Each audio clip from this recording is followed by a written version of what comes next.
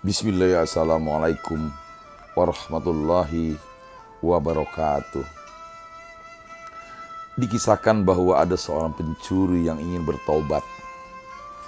Dia duduk di majelis Nabi SAW setelah menunaikan sholat. Di antara sabda Rasulullah yang diingatnya adalah yang artinya barang siapa meninggalkan untuk mendapatkan sesuatu dengan cara haram, maka suatu ketika dia akan memperolehnya dengan cara halal. Semua orang pun kemudian bubar, termasuk si pencuri tersebut.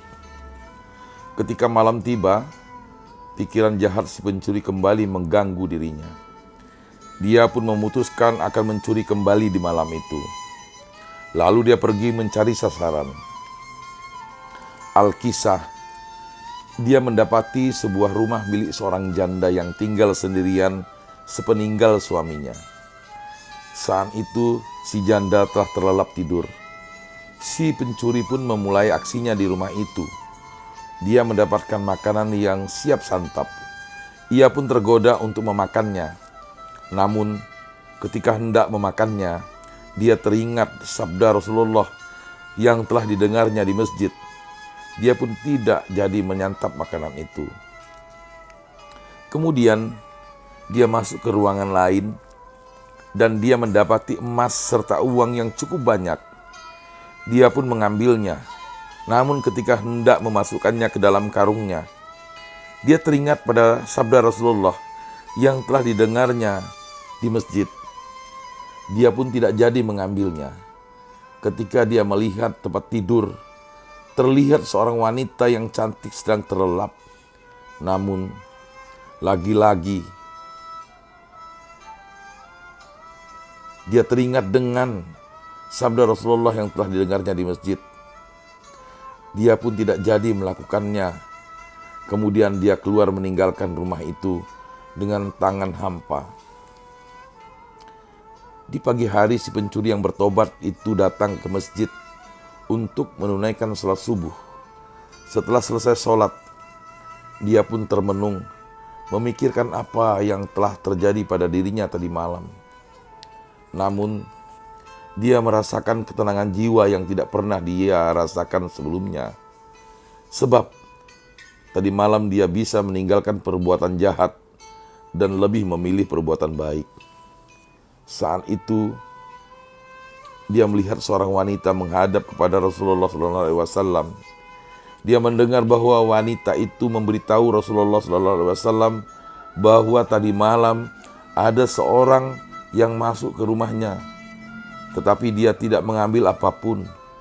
Dia merasa ketakutan kalau hal itu terulang kembali, sedangkan dia tinggal di rumah hanya seorang diri sepeninggal suaminya.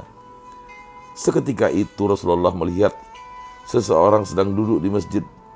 Lalu beliau memanggilnya dan bertanya padanya tentang keadaan dirinya. Beliau akhirnya paham bahwa orang itu hidup seorang diri. Maka ditawarkanlah kepadanya untuk menikah dengan janda tersebut. Singkat cerita, keduanya saling setuju. Lalu Rasulullah SAW menikahkan keduanya. Saat itu orang tersebut menangis di hadapan Rasulullah SAW, kemudian menceritakan kepada beliau apa yang telah dia lakukan dan apa yang telah terjadi pada dirinya. Ternyata lelaki yang dinikahkan oleh Rasulullah adalah si pencuri yang telah bertobat itu. Selanjutnya, si pencuri yang bertobat dan istrinya beranjak menuju rumah wanita yang sekarang sudah menjadi istrinya. Orang itu bisa mendapatkan segalanya dengan cara yang halal. Setelah dia meninggalkan cara yang haram, dia pun bisa menikmati makanan, berdagang, mendapatkan wanita yang cantik, semuanya dengan cara halal. Sahabat mercusuara hati yang berbahagia, bila kita tidak tahu alamat rezeki kita, maka rezeki kita tahu benar alamat kita. Lalu bayangkan bila si pencuri tobat tadi jadi mengambil semuanya dengan cara haram. Kalaupun tidak ketahuan, kehidupannya tidak akan berkah. Tentu dia juga akan menanggung dosa dan dimintai pertanggungjawaban kelak di hari kiamat. Bila ketahuan, sudah tentu dia akan terkena hukuman. Memang tidak mudah untuk menghindari yang haram. Sekali lagi, ingatlah bahwa rezeki kita tidak akan kemana-mana. Sabarlah untuk bisa mendapatkan dengan cara yang halal. Rasulullah SAW juga bersabda, yang artinya, sungguh engkau tidak meninggalkan sesuatu karena Allah, melainkan Allah akan menggantinya dengan sesuatu yang lebih baik untukmu. Hadis riwayat Ahmad. Mudah-mudahan narasi ini dapat menginspirasi kita agar kita tetap selalu memilih jalan yang baik untuk mendapatkan rezeki. Mudah-mudahan bermanfaat. Lebih dan kurang mohon maaf. Billahi taufik wal hidayah. Wassalamualaikum warahmatullahi wabarakatuh.